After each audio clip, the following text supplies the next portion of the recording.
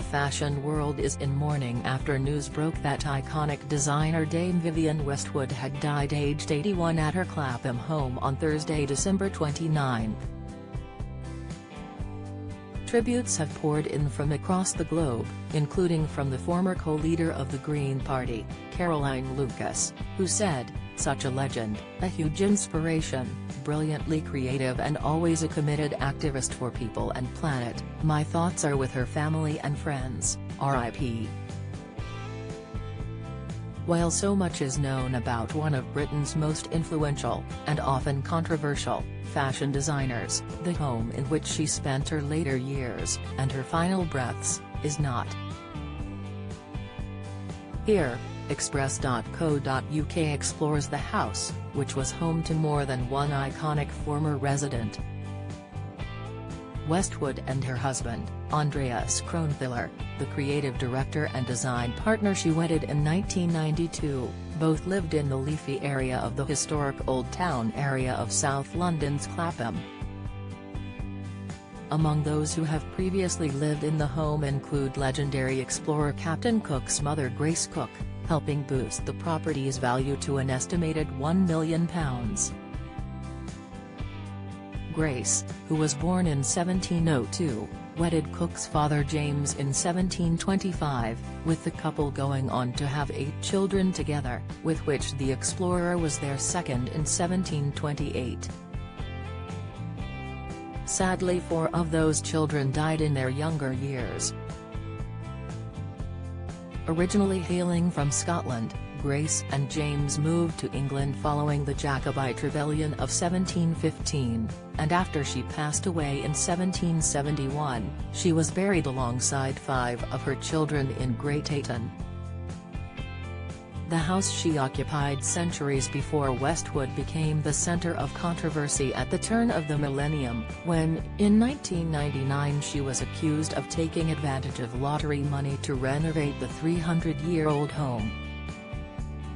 Reports from the time claimed that Lambeth Council, as well as the Heritage Lottery Fund, had given Westwood £17,530 to restore iron railings and cracks in the brickwork of the house. The decision to award the designer the money infuriated campaigners who claim it countered the principle of lottery funding being used to support good, local causes. But Westwood, who was given a damhood in 2006, defended her actions in an independent news report from the time, noting that she applied for a grant like anyone else, and that the council's view was that the work will improve the whole area. She continued, "It would be ludicrous to award money to someone who could not afford to do up the building. There has to be a proportion of spending money from the person who buys it.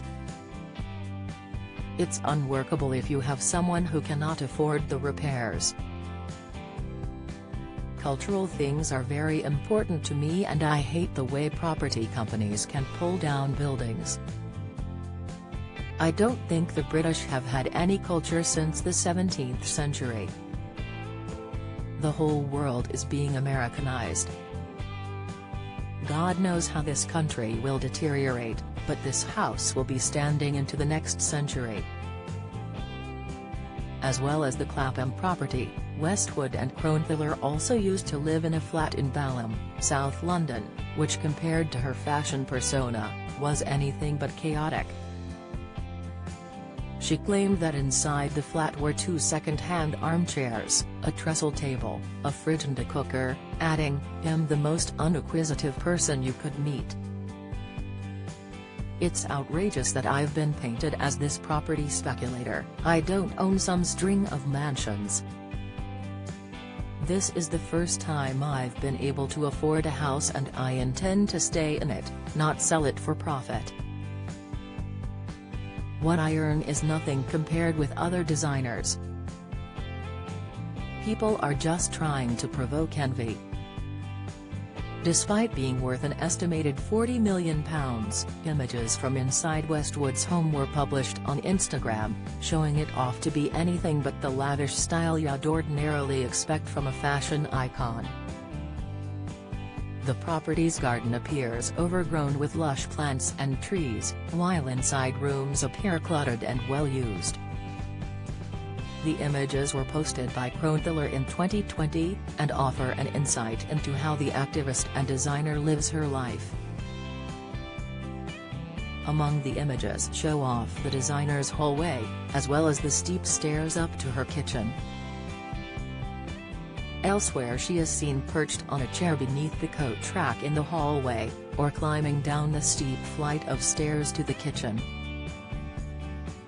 Westwood's career saw her become a huge influence during the 80s, and at the time she and her second husband Malcolm McLaren, the manager of punk band the Sex Pistols, were seen as significant in defining the decade. Viv Albertine, a punk icon from the period, reflected on their influence in her 2014 memoir, Clothes, Clothes, Clothes. Music, music, music. Boys, boys, boys.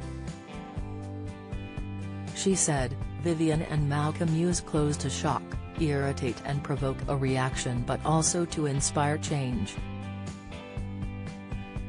Mohair jumpers, knitted on big needles, so loosely that you can see all the way through them, t-shirts slashed and written on by hand, seams and labels on the outside, showing the construction of the piece. These attitudes are reflected in the music we make.